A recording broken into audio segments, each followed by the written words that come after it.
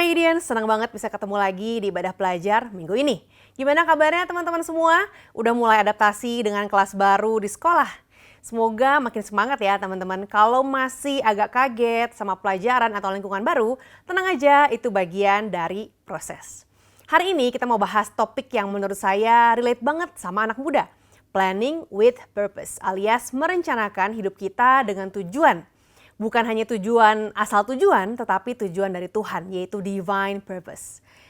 Nah, ada satu cerita nih, beberapa waktu lalu ada teman saya dari Jakarta main ke rumah. Awalnya cuma sekedar makan bareng, obrolannya jadi panjang. Mereka cerita kalau baru aja nih beli tanah yang lumayan luas.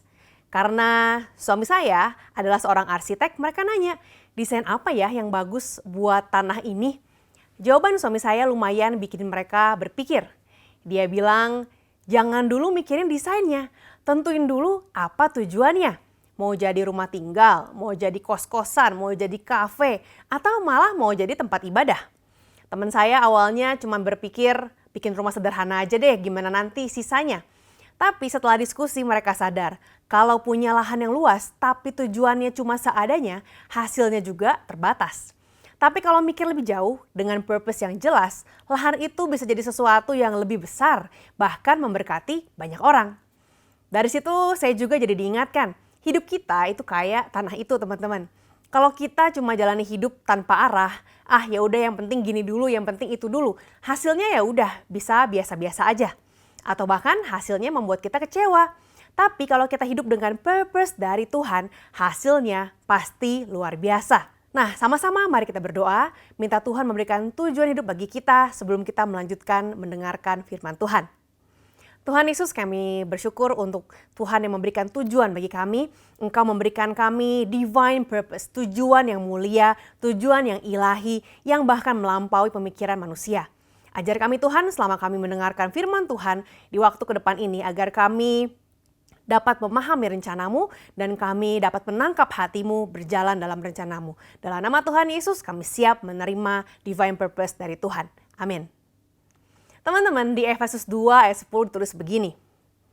Karena kita ini buatan Allah, diciptakan dalam Kristus Yesus untuk melakukan pekerjaan baik yang dipersiapkan Allah sebelumnya. Ia mau supaya kita hidup di dalamnya. Teman-teman, ayat ini bilang kalau kita diciptain itu dengan tujuan. Mainan Lego aja dibuat dengan tujuan yang jelas untuk jadi sebuah bentuk-bentuk tertentu. Walaupun potongannya begitu banyak, ada tujuannya. Ada Lego yang nantinya bisa dibentuk jadi rumah, ada yang bisa dibentuk jadi rumah sakit, ada tujuannya teman-teman. Dan begitu banyak potongan-potongan yang kecil-kecil itu semuanya punya tujuan, punya tempat. Nah, kalau Lego aja punya tujuan, masa sih manusia, kita semua ya, ciptaan Tuhan yang paling berharga, gak punya tujuan? Tuhan udah menyiapkan dibilang good works, pekerjaan baik yang harus kita jalani. Good works ya, jadi pasti baik, pasti bagus. Pertanyaannya, mau gak kita cari tahu tujuan Tuhan apa? Tujuan Tuhan, tujuan ilahi atau divine purpose hanya bisa kita dapatkan dari Tuhan. Bukan dari TikTok, bukan dari Reels atau Instagram atau motivator. Dan kalau kita udah dapat nih tujuan Tuhan buat kita, mau nggak menjalaninya? Atau kita mikir, tujuan yang dari Tuhan buat aku kok nggak sekeren ini ya, nggak sekeren teman aku. Teman-teman, kalau Tuhan memberikan tujuan buat kita, pasti itu adalah hal yang luar biasa. Maukah kamu menjalaninya? Nah, ada 3 prinsip untuk kita bisa planning with purpose. Yang pertama, prinsipnya adalah Tuhan yang memberikan kita purpose. Bukan orang lain, bukan sosial media, bukan pemikiran kita. Tujuan hidup kita itu bukan hasil random. Jadi bukan Tuhan tiba-tiba, random nih kepikiran tentang Sheryl nih, random nih kepikiran tentang si A, tentang si B. Tuhan tidak pernah random. Tuhan sudah menciptakan kita, bahkan Dia menyiapkan segala rencana untuk kita sebelum kita lahir. Dari kitabnya Tuhan itu sudah tertulis bahkan hari-hari yang belum ada sebelumnya. Wow, kebayang gak teman-teman kalau ternyata apa yang kita alami, jadi apa kita, itu Tuhan sudah tuliskan satu persatu. Jadi kalau ada yang pernah berpikir, kenapa sih gue lahir di Bandung? Kenapa sih gue lahir di keluarga ini? Kenapa sih gue lahir di zaman ini? Kenapa gue jadi gen Alpha atau gen Z? Jawabannya, karena Tuhan punya rencana. Masalahnya banyak orang yang salah tempat nyari tujuan hidup. Sama nih kayak teman saya tadi, kalau dia nanya sama orang yang entah siapa, orang yang mungkin nanya sama orang yang gak ngerti soal bangunan, pasti jawabannya juga gak akan sesuai dengan harapannya. Tapi kalau teman saya itu bertanya membangun rumah, tanya kepada arsiteknya. Teman-teman, mungkin kita bertanya pada orang tua kita. Dan kita melihat contoh orang tua kita, wah orang tua saya sibuk bekerja, berarti kedepannya pun saya harus sibuk bekerja. Atau dari sosial media, wah orang ini panutan banget nih, bahagia banget ya hidupnya ya, berarti gue juga harus meniru gaya hidup dia. Atau dari temen, kalau temen gue ini kelihatannya kayak keren banget, aku juga harus keren kayak dia juga. Akhirnya kita copy paste hidup orang lain. Padahal tujuan hidup kita hanya bisa kita temukan waktu kita ketemu Tuhan Yesus yang ngerti bagaimana sih hidup kita ini seharusnya. Tuhan kasih 2 jenis panggilan. Sering dengar ya teman-teman ya, tapi let me remind you once again. 2 jenis panggilan. Yang pertama panggilan yang umum, general. Semua orang percaya dipanggil untuk memberitakan kabar baik dari Tuhan. Yang ada di Markus 16 ayat 15. Kita harus menceritakan kabar baik tentang Tuhan Yesus Kristus kepada sebanyak mungkin orang. Itu panggilan yang general. Semua orang Kristen, semua anak Tuhan dipanggil untuk menceritakan kabar baik dari Tuhan. Tapi yang kedua, jangan lupa ada specific calling atau panggilan khusus. Panggilan yang unik dan beda-beda buat setiap kita. Panggilan saya, panggilan kamu berbeda. Kita nggak bisa membandingkan. Dan semua sesuai dengan cara Tuhan dalam memimpin hidup kita. Contohnya nih, teman-teman pasti pernah dengar Paulus. Pasti pernah dengar Petrus, betul? Paulus dulu dia benci banget sama orang Kristen. Dia tangkepin tuh orang Kristen, dia aniaya sampai bikin takut semua orang di gereja mula-mula. Tapi Tuhan ubah hidupnya. Dari pembenci yang benar-benar benci banget sama orang Kristen, malah menjadi orang Kristen yang sangat taat dan menjadi rasul yang besar. Banyak sekali ya kitab-kitab di Perjanjian Baru yang ditulis oleh Rasul Paulus.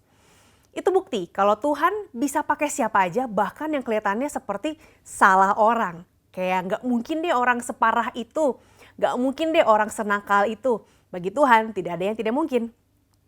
Coba tulis deh di handphone kamu, jadiin ini wallpaper. Tuhan punya tujuan atas hidup saya. Prinsip yang kedua, tujuan hidupmu unik. Sama-sama katakan unik. Tuhan membuat kamu itu original, bukan copy paste. Jadi jangan buang waktu hanya untuk menghidupi tujuan hidup orang lain. Jangan kejar sesuatu hanya karena kelihatan keren, kelihatannya kayaknya dia kaya, banyak uang, atau terkenal. Di Alkitab, Petrus dan Paulus sama-sama dipanggil Tuhan untuk mengabarkan Injil kebaikan Tuhan. Tetapi Tuhan kasih fokus yang beda loh. Petrus ke orang-orang yang disebutnya orang Yahudi pada zaman itu. Paulus ke orang-orang yang non-Yahudi. Beda sasaran, tetapi satu Tuhan, satu tujuan. Sama-sama penting, sama-sama dipakai Tuhan, tapi dengan cara yang unik dan yang pasti memuliakan nama Tuhan. Kalau Paulus sibuk pengen jadi kayak Petrus, aku pengen kayak Petrus, gak bisa karena dari awal Paulus bukanlah Petrus. Kalau dari awal Paulus sudah banyak menganiaya orang Kristen, Petrus gak pernah. Dan sebaliknya, Petrus pun gak perlu jadi kayak Paulus. Menganiaya orang Kristen dulu deh, gak perlu. Atau Petrus pengen kayak Paulus, saya pengen sekolah seperti Paulus. Mereka sangat berbeda. Di mana Paulus punya pendidikan yang sangat tinggi, sedangkan Petrus dia adalah seorang nelayan. Teman-teman, di 1 Korintus 12 dikatakan begini. Ayat 17-18 dikatakan, tubuh Kristus punya banyak anggota dengan fungsi yang beda-beda. Artinya, kamu unik, kamu penting, dan kamu punya peran yang khusus. Tangan kiri, tangan kanan aja punya peran yang beda ya teman-teman. Apalagi hidupku dan hidupmu. Jangan pernah membandingkan panggilanmu dengan orang lain. Prinsip yang ketiga, Tuhan yang akan memampukan kita untuk menjalani divine purpose. Kadang kita udah tahu nih tujuannya. Kelihatannya saya nanti mau jadi dokter. Saya punya hati untuk menolong anak-anak kecil yang sakit. Atau saya pengen untuk nanti masuk ke dunia pendidikan. Karena saya tahu pendidikan itu akan membawa banyak orang naik level. Banyak orang akan keluar dari garis kemiskinan. Kita pikir begini, begitu kita udah tahu. Tapi kita nggak sanggup menjalaninya. Di tengah jalan kita give up. Kenapa? karena kita jauh dari hadirat Tuhan. Contoh nih, pernah dengar Nabi Yunus dimakan sama ikan. Waktu dia lari dari panggilan Tuhan, dia pikir, gue sih gak mau, gue sih gak mampu. Gue udah denger nih panggilan Tuhan tapi gue gak mau. Dia kabur. Akhirnya Yunus lari, dia bukan lari dari tugasnya, tapi dia lari dari hadapan Tuhan. Dia lari dari hadirat Tuhan. Gak mau doa, gak mau denger suara Tuhan. Dia pikir kalau dia menjauh naik kapal, dia jadi jauh nih sama Tuhan. Menjauh dari hadirat Tuhan. Kalau jauh dari hadirat Tuhan, kita jadi gampang capek. Kita jadi gampang salah arah. Makanya Yesus bilang nih, murid-murid jangan kemana-mana dulu ya sebelum Roh Kudus turun. Di Kisah 1 ayat 8 dikatakan bahwa kamu akan menerima kuasa kalau Roh Kudus turun ke atas kamu. Tentu the power is only in the Holy Spirit. This is divine purpose. We need divine strength. Karena hadirat Tuhan adalah sumber kekuatan buat jalanin purpose. Artinya dalam sekolahmu, dalam pelajaran kamu, relasimu di keluarga, relasimu di pertemanan, di pelayanan, bahkan waktu kamu lagi ngejar mimpi, ngejar beasiswa, kita butuh hadirat Tuhan setiap waktu, setiap hari. Bukan cuma pas ibadah, tapi juga lewat doa hari-hari, daily life kamu, worship time, baca firman dan taat sama Roh Kudus. Baca firman setiap hari, saat teduh setiap pagi. Relasi sama Tuhan itu kayak komunikasi dengan sahabat. Kalau jarang ngobrol, jarang komunikasi, nanti lama-lama hubungan jadi renggang dan akhirnya kita ngerasa asing. Tapi kalau rutin, makin lama makin deket dan semakin mengerti satu sama lain. Teman-teman saya sering lihat nih, ada beberapa teman-teman pelajar senang main game ya. Di sini siapa nih yang suka main game? Main gamenya apa aja sih? Mobile Legends ya. Mungkin ada yang main Valorant atau apalagi deh. Zaman saya dulu sih ada namanya The Sims. Masih ada nggak ya sekarang? Teman-teman kalau main game, apa yang bikin kamu jadi semangat? Apakah main di level 1 terus? Gitu-gitu terus? Tentu nggak ya. Pastinya karena kamu pengen naik level, dapetin reward, atau unlock skin baru. Bener nggak sih teman-teman? Nah, waktu masih awal main, kita biasanya semangat banget. Karena pengen dapet hadiah. Tapi makin lama main kita sadar, aduh kalau cuman reward kecil-kecilan gini bosen nih. Gini-gini doang udah bisa.